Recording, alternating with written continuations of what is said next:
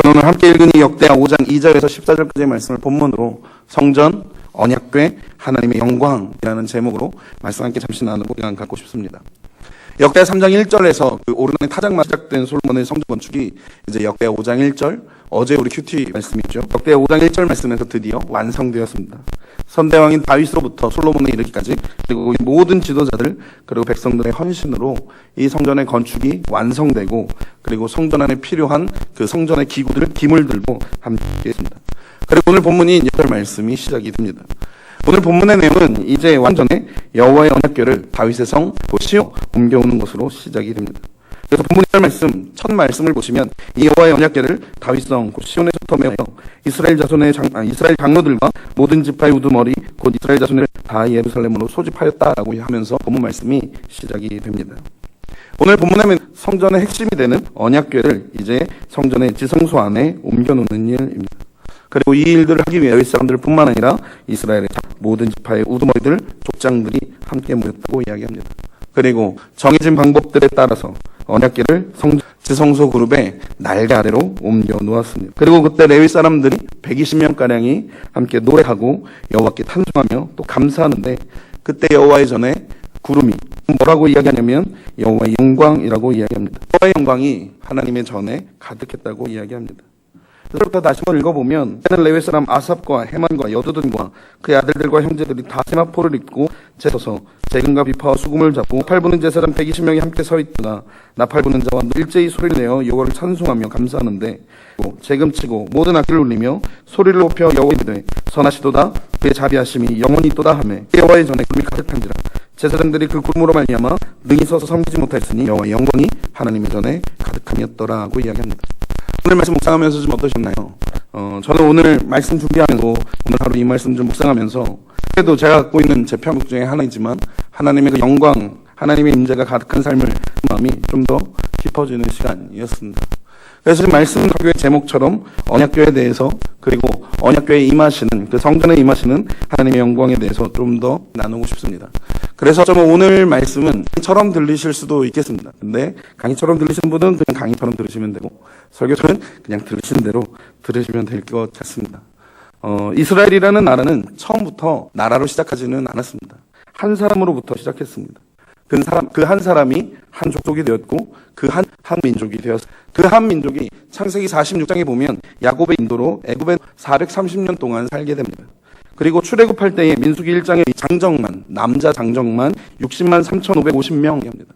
그러니까 다 합쳐보면 한 약 200만 명 정도라고 추정되는 사람들입니다. 그 민족이 출애굽을 하게 됩니다. 출애굽을 해서 제일 처음 도착한 곳이 어디냐면 시내산.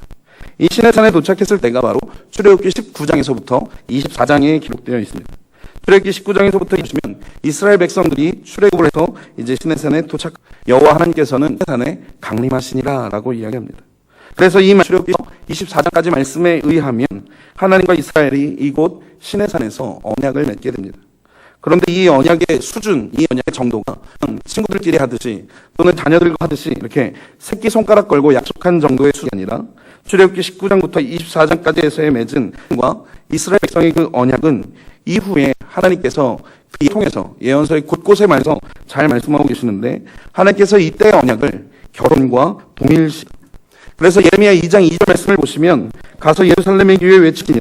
여호와께서 이와 같이 말씀하시기를 내가 너를 위하여 내 청년의 때의 인과 내 신혼 때의 사랑을 기억하고 곧씨 뿌리지 못하는 땅 그 광야에서 따랐음이러라 라고 하나님께서 말씀하십니다. 이 출애굽기 19장에서 24장까지 맺었던 이스라엘 민족 이 시내산의 언약을 하나님 회복하시냐면 광야에서 나누었던 그 신혼의 사랑이라고. 그러니까 시내산에서 이 신학적으로 이야기하면 이 시내산 언약은 하나님의 편에서 본다면 이제는 이스라엘 결혼한 것과 같은 의미를 갖게 됩니다. 그러니까 이 시내산의 언장이 중요한 의미를 갖게 됩니다. 그래서 우리가 이미 알고 있는 것처럼 이 출애굽기 19장 이전에 하나님이 아닌 다른 신을 섬기는 것을 하나님이 뭐라고 그렇게 책망하지 않으십니다. 그런 언약을 맺은 이후에는 19장에서 24장까지 이 시내산 언약을 맺은 그 이후엔, 결혼을 한 이후에는 이제는 더 이상 다른 신의 기수는 없게 됩니다. 이거는 아닙니다. 왜 그렇습니까? 결혼했기 때문에 그렇습니다. 하나님과 이스라엘 민족이 아주 큰 관계에 들어갔기 때문에 그렇습니다. 그래서 출애굽기 19장에서 24장까지 하나님과 이스라엘이 언약을 맺고 그 다음부터는 공식적으로 결혼 관계에 들어가게 됩니다. 대부분의 분들이 아마 결혼, 청년들 몇몇을 제외하고는 다 결혼하셨을 겁니다. 저도 올해로 10년 됐습니다. 네. 얼마 안 됐죠? 아직 신혼이죠? 근데 10년 전 그날이 아직도 생생하게 기억납니다. 많은 하객들 와주셨고요. 또 양가 부모님 앞에서, 또 하나님 앞에서, 또 주례해 주시는 목사님 앞에서 저희 부부가 함께 했고 결혼입니다. 다 하셨죠? 네. 잊고 싶은 건 아니시죠? 혹시 그 결혼 서약서 갖고 계시나요? 저도 그 결혼 서약서들 꽂아놓는 그 책장이 딱 정해져 있는. 제가 만약에 그거 가져다면 여러분 그거 가지시겠습니까? 제가 그 결혼한테 드리면 그거 그냥 이런 거죠. 네, 그냥 쓰레기이죠. 근데 저는 그거 가끔씩 꺼내서 봅니다. 힘들 때, 부부의 위기가 왔을 때 꺼내 봅니다. 그리고 이랬었지라고 하면서 읽어봅니다. 여러분 한번 생각해 보시겠습니까? 하나님 민족이 결혼했습니다. 그러면 이 결혼서약 같은 문서를 만들었겠습니까? 안 만들었겠습니까? 물론 만들었습니다. 하나님 민족이 공식적인 관계에 들어갔다는 의미로 언약의 문서를 만들었습니다. 그리고 이 언약의 문서가 바로 십계명입니다. 이 십계명, 이 언약의 문서는 다른 사람이 기록하면 아무입니다. 하나님이 기록하셔야만 의미가 있고 효력이 생깁니다. 시내산에서 하나님과 이스라엘이 결혼하면서 이 언약, 하나님이 이 언약 문서를 종이나 양피지에 적지 않으시고 어디다 적으시냐면 돌판에 기록하셨습니다. 그러니까 이 돌판에 기록되어 있는 이 십계명이 어떤 의미냐면 언약의 문서입니다. 이스라엘과 나 여호와는 확인 관계에 들어간다는 아주 중요한 문서가 바로 이 언약의 문서입니다. 그리고 이 언약의 문서를 그냥 내버려 두시겠습니까? 그럴 리가 없습니다. 하나님이 모세와 이스라엘 백성들에게 이 언약의 문서를 보관할 만한 궤를 만들라고 말씀하십니다. 그 궤가 언약궤입니다. 그러니까 이 언약궤가 어떤 것이냐면 이 언약궤는 반드시 그 안에 하나님이 기록하신 언약의 문서를 가지고 있어야만 언약궤가 될 수 있습니다. 그 언약의 문서 외에 사람이 쓴 돌판에 새기면 그거 들어가 있으면 안 됩니다. 사람이 그냥 하나님이 주신 율법 기록한 다음에 넣으면 안 됩니다. 그런 거 의미 없습니다. 하나님이 직접 기록하신 언약의 문서를 보관하고 있어야만 그것이 언약궤가 됩니다. 왜냐하면 이 언약궤가 놓이는 곳은 바로 어떤 곳이 되냐면 지성소가 되기 때문에 그렇습니다. 언약궤 사진 한 번만 보여주시겠습니까? 이것이 언약궤입니다. 언약궤는 저렇게 밑에 네모난 상자 부분이 언약궤고요. 그 위에는 속라고 이야기합니다. 그 속죄소에는 두 그룹이라는 천사가 저렇게 날개를 펴고 있습니다. 계속 그냥 띄워주세요. 그러니까 정확하게 말하면 언약궤는 그 전체, 그림 전체 밑에 있는 저 네모난 부분입니다. 그리고 그 윗, 여러분 보이시는 것처럼 속죄소라고 얘기합니다. 그리고 우리는 이 언약궤가 하나님의 임재를 상징한다고 생각하고 또 우리가 그러고 있습니다. 그런데 실제로 유대인들에게 이 언약궤에 대해서 보면 우리는 이것을 하나님의 임재의 상징이라고 생각하는데 너희들은 이 언약궤를 어떻게 보고 있냐라고 물어보게 되면 그들은 뭐라고 대답하냐면 이는 하나님의 임재를 상징하지 않는다라고 이야기합니다. 놀랍니다. 그런데 왜 그러냐면 유대인들은 이 언약궤가 하나님의 임재의 상징으로 보여지는 것이 아니라 하나님이 실제로 이 자리에 임재하신다고 그 근거가 되는 말씀이 민수기 7장 89절 말씀입니다. 이 그림을 보시면서 이 말씀 잘 한번 들어보시면 어떨까 싶습니다. 모세가 회막에 들어가서 여호를 할 때에 증거궤 위 속죄소 위에 두 그룹 자기에게 말씀하시는 목소리를 들었으니 여호와께서 그에게 말씀하심이었더라고 기록합니다.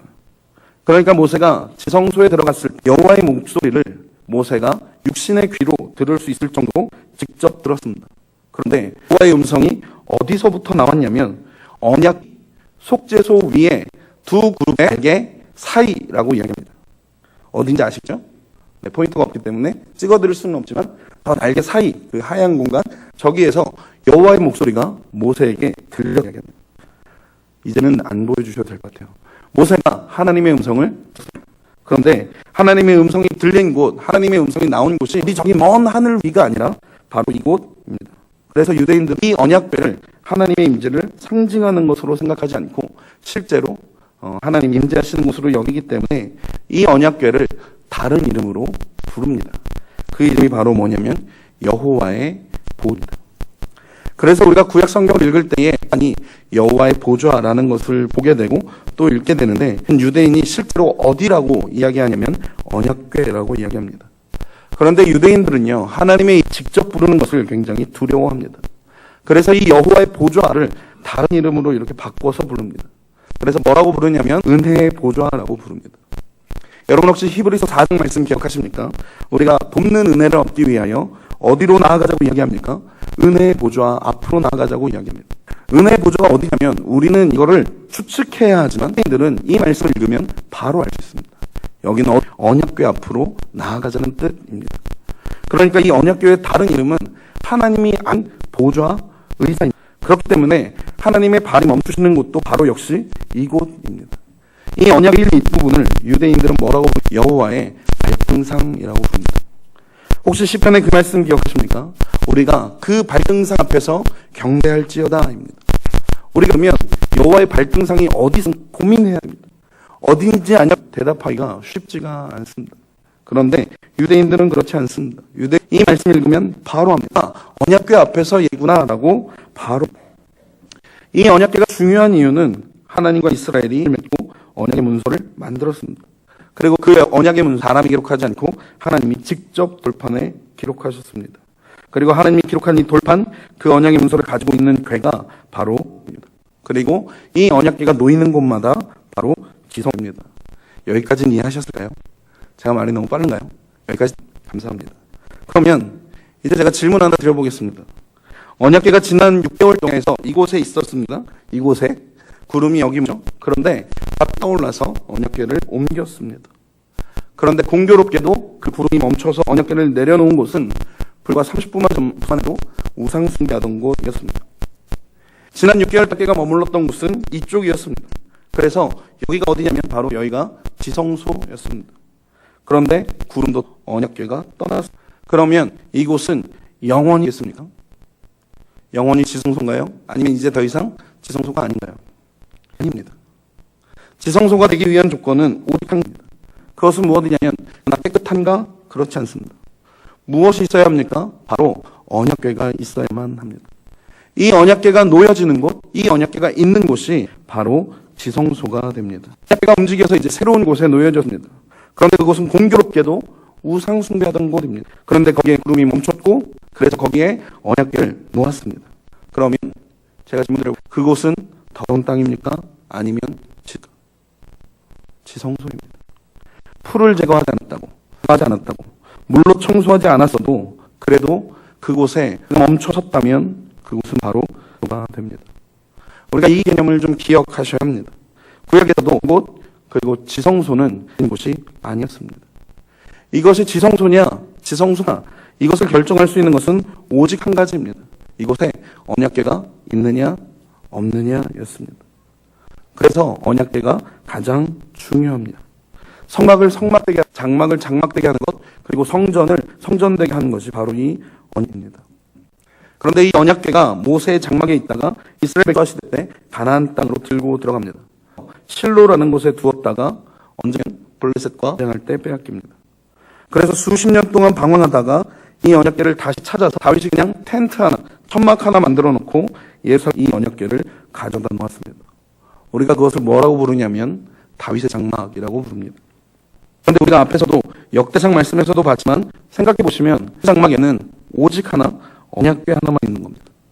거기에 번제단 없었습니다. 물두멍도 없었고 불 밝히는 금촛대도 없었고 뭐 떡을 진설해 놓는 치고 향을 피우는 향단도 없었고 휘장도 없었습니다. 그것이라고는 그냥 언약궤 하나뿐이었습니다. 그런데도 불구하고 하나님이 그곳을 장막이라고 불러주셨습니다. 그러니까 성막을 성막되게 하는 것, 성전을 성전되게 하는 것은 다른 성전의 기구들 아니라 물론 성전의 모든 기구들이 다 중요하지만 성막을 성전을 성전되게 하고 또 교회는 바로 언약궤입니다. 이 언약궤가 모세의 장막에 다윗의 장막에도 이 언약궤에 있었습니다. 오늘 우리가 함께 이제 솔로몬이 완성한 이 솔로몬의 성전에도 이 언약궤가 있었습니다.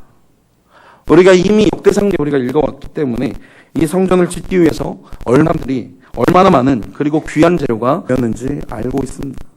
그런데 또 하나는 우리가 알고 있는 것 솔로몬의 성전이 이 아름답게 지은 웅장하게 지은 이 성전이 586년에 바벨론의 유명한 싸움꾼인 느부갓네살에 의해서 완전하게 처절하게 무너지게 됩니다.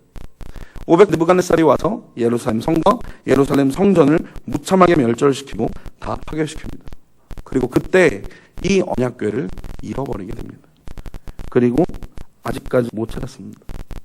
그리고 아직까지도 어디 있는지 모르고 있습니다. 물론 구글에서 이 언약궤를 그냥 언약궤가 로 추정된 곳, 그들이 주장하는 곳이 하나 나옵니다. 거기가 어디냐면 에티오피아입니다. 에티오피아 악숨이라는 지역에 가시면 에티오피아 사람들이 언약궤를 자신들이 가지고 있다고 주장한다고 해야 될 것 같습니다. 물론 이스라엘 신학자들, 에티오피아의 신학자들이 어느 정도까지 공통적으로 인정하는 부분이 있습니다. 그건 뭐냐면 솔로몬과 스바야 왕 사이에 아들이 있었고 이 아들이 장자라는 것을 그 양쪽의 모든 신학자들로 인정합니다. 그리고 또 한 가지 인정하는 건 이 아들 솔로몬이 내서 자기가 갖고 있는 것 중에 가장 귀한 것 한 가지를 줬다고 얘기해요. 근데 그게 뭐였냐? 언약궤로 이야기합니다. 그리고부터 여기서부터 이야기가 갈라집니다. 이스라엘 신학자들은 모조품을 만들어서 줬다. 진품은 놔두고 그 언약궤의 모조품을 만들어서 이 아들에게 줘서 보냈다라고 이야기를 하고, 에드의 신학자들은 다 솔로몬이 모조품을 만들어서 예루살렘에 두고 진품을 줘서 보냈다라고 이야기합니다. 그래서 에티오피아 악숨이 가면 아직도 그 언약궤를 보관하는 곳이 있고, 한 사람 대제사장을 뽑아서 사람이 들어가서 죽을 때까지 그 언약궤를 관리하고 그 다음에 죽을 수 있답니다. 그리고 죽어서 나와야만 다음 대제사장이 들어간다고 이야기합니다. 그러니까 살아서 언약궤가 진짜인지 가짜인지 보고 나온 사람은 한 명도 없습니다. 그러니까 단지 에티오피아에서 그렇게 주장하고 있지만, 그래서 있는지 없는지도 알 수 없지만 그렇게 이야기는 하고 있습니다. 586년에 예루살렘 성 그리고 솔로몬의 성전이 무너지면서 그 소중한 언약궤, 여호와의 보좌, 지성소를 만드는 그 이것이 없어지게 됩니다. 언약궤가 사라진 것은 그냥 단지 하나에 사라진 것에 그치지 않습니다. 왜냐하면 언약궤가 사라졌기 때문에 함께 사라진 것은 무엇이냐면 언약궤가 만들었던 지성소가 사라졌다는 뜻입니다. 여기까지 따라. 지성소를 만드는 유일한 조건은 하나였습니다. 언약궤 써야만 가능합니다. 언약궤가 없으면 지성소 만들어집니다. 아무리 금으로, 아무리 온갖 보석으로 치장하고, 아무리 깨끗하게 그곳을 청소해 놓는다고 해도 거기가 지성소 되지는 않습니다. 하지만 더러워도 괜찮습니다. 풀이 있어도 돌이 있어도 괜찮습니다. 이라도 이 땅을 지성소 만들 수 있는 것은 바로 언약궤. 그런데 586년에 그 언약궤, 그리고 나서 70년 뒤인 516년에 에서 성전이 재건됩니다. 그 성전의 이름이 수룹바벨입니다. 그렇다면 이 수룹바벨 성전에는 언약궤가 있었겠습니까? 없었겠습니까? 당연히 없었죠. 그러면 그리고 이 수룹바벨 성전이 증축되고 개축되고 보수를 거쳐서 그 당시에 헤롯 성전이 됩니다. 그러니까 이 성전에도 언약궤는 없었습니다. 아무리 좋았지라도 언약궤가 없으면 지성전이라는 뜻입니다. 그런데 왜 수룹바벨이 지은 이 지성소가 없는 이 성전을 하나님은 성전이라고 부르셨을까 하는 것입니다. 한 가지 재미있는 사실, 구약 성경을 우리가 함께 읽다 보면 이 586년 예루살렘 성과 성전이 무너진 기점으로 이전 한 번도 없었던 새로운 계시들이 쏟아지기 시작합니다. 에스겔, 학개, 스가랴 같은 그 예언들이 없었던 하나님의 그 말씀들을, 예언들을 하기 시작합니다. 그리고 예레미야 31장 말씀에 보면 하나님이 이전에 한 번도 말씀한 새로운 것들을 말씀하시기 시작하십니다. 예레미야 31장 31절의 말씀을 보면 여호와의 말씀이라 이르니 내가 이스라엘 집과 집에 새 언약을 맺으리라 하고 말씀하십니다. 새 언약을 맺는다는 뜻은 무슨 언약이 있었다는 것을 전제로, 옛 언약이 있었다는 것을 전제로 합니다. 그럼 옛 언약은 무엇이겠습니까? 출애굽기 19장까지 이스라엘과 맺었던 신해입니다. 이 언약이 이제 깨졌기 때문에 내가 새 언약을 만듭니다. 그 이야기가 예레미야 31장 32절에 되어 있습니다. 말씀을 보면 이 언약은 내가 그들의 조상들의 애굽 땅에서 인도하여 내던 날에 맺은 것과 같지 아니할 것은 내가 그들의 남편이 되었어도 그들이 내 언약을 드렸습니다. 여호와의 말씀이라 합니다. 그러고 나서 33절 말씀에 하나님께서 이스라엘 백성과 맺게 되는 새로운 언약의 특징을 말씀하십니다. 그 새로운 예레미야 31장 33절 말씀을 보게 되면 그러나 내가 이스라엘 집과 맺을 언약은 이러하니 곧 내가 나의 법을 그들의 속에 두며 그들의 마음에 기록하여 나는 그들의 하나님이 되고 그들은 내 백성이 될 것이라. 여호와의 나입니다. 시내산 언약에서는 하나님께서 그 언약의 문서를 돌판에 기록하셔서 그 언약 문서 언약궤에 보관하셨습니다. 그리고 이 언약의 문서가 담겨있는 즉 언약궤가 가는 곳마다 지성소가 되었습니다. 그런데 예레미야 31장 말씀을 보면 이제 하나님이 그 언약을 어디에 기록하십니까? 사람의 마음에 기록하신다고 이야기합니다. 그렇다면 우리가 함께 무엇은 무엇이냐면 돌판에 기록한 그 언약의 문서가 담겨져 있는 궤가 언약이었다면 그렇다면 이제 살아서 하나님이 그 언약을 사람의 마음에 기록하십니다. 그렇다면 하나님이 기록한 그 마음을 가지고 있는 사람은 뭐가 되겠습니까? 언약궤가 되는 것입니다. 예레미야 31장 31절부터 33절까지의 말씀을 그 이전까지와는 전혀 다른 개념이 등장하기 시작합니다. 이제 언약궤가 그냥 하나의 박스가 아니라 이제는 사람이 언약입니다. 무엇에 따라서입니까? 새 언약에 따라서입니다. 언약궤가 놓이는 곳이 지성소입니다. 그렇다면 하나님이 기록하신 그 마음을 가지고 있는 언약궤가 된다면 그 언약궤인 사람이 있는 어디가 되겠습니까? 바로 그곳이 지성소가 되는 줄 믿습니다.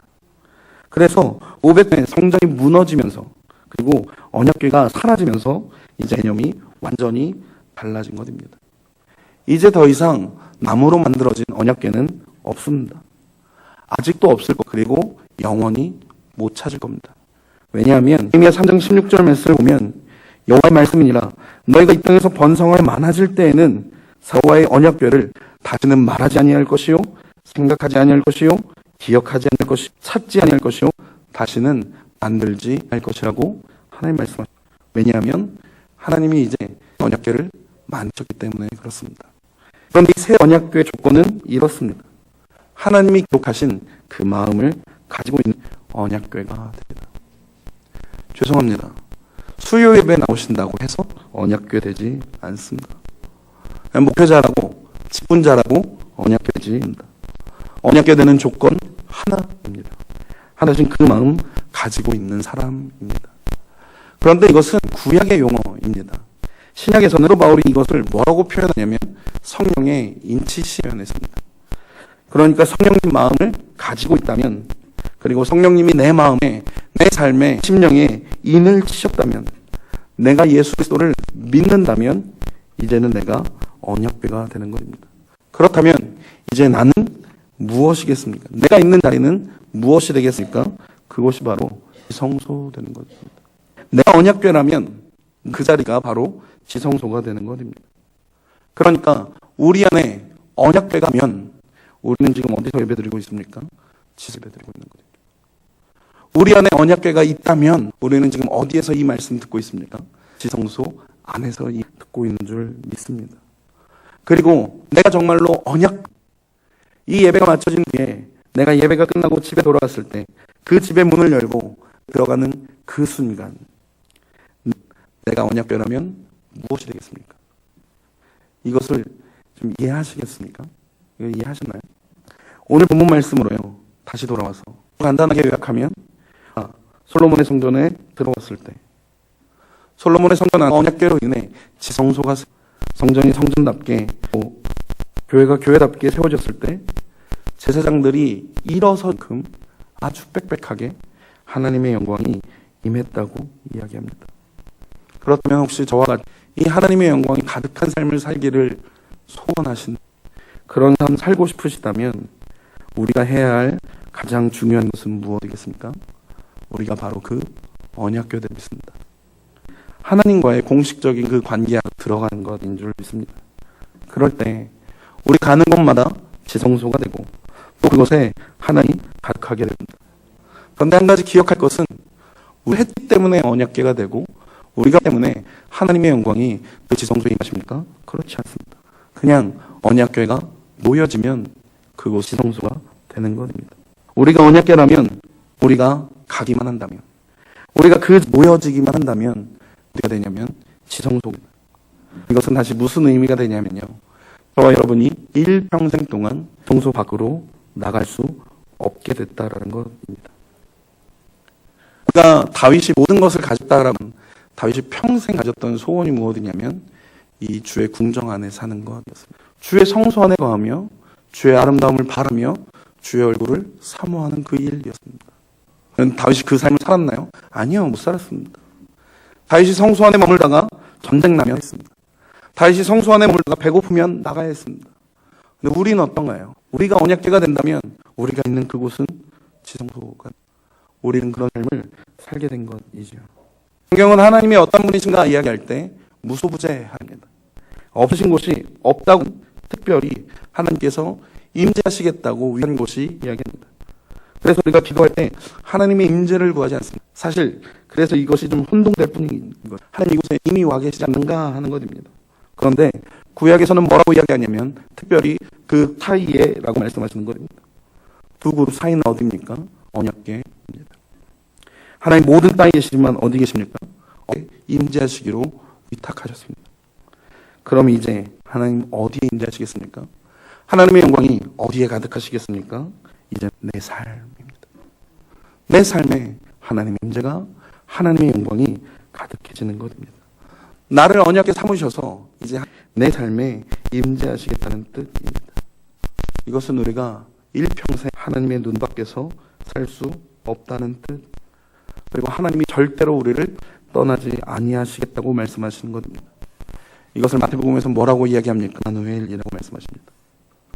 하나님께서 그분의 백성들에게 하고 싶은 것 한 가지, 그들 가운데 거신 것이에요. 그들과 함께 있고 싶으신 것입니다. 그런 삶으로, 언약궤된 삶, 하나님의 임재 안에 거하는 삶, 하나님의 가득한 영광이 있는 삶으로 우리를 초청하고 계신다고 믿습니다. 이제 말씀을 좀 정리하고 싶습니다. 어쩌면 하나님이 우리에게 물어보실지도 모르겠다고 생각합니다. 내가 너한테 준비인데 너 이거 받을래? 그게 뭔데요? 그런데 내가 이거 누구한테 주지 않은 거다. 그래요, 하나님 줘보세요. 내 선물이 뭡니까? 라고 했을 때 하나님 뭐라고 말씀을, 나 자신이다 라고 말씀하시는 거죠.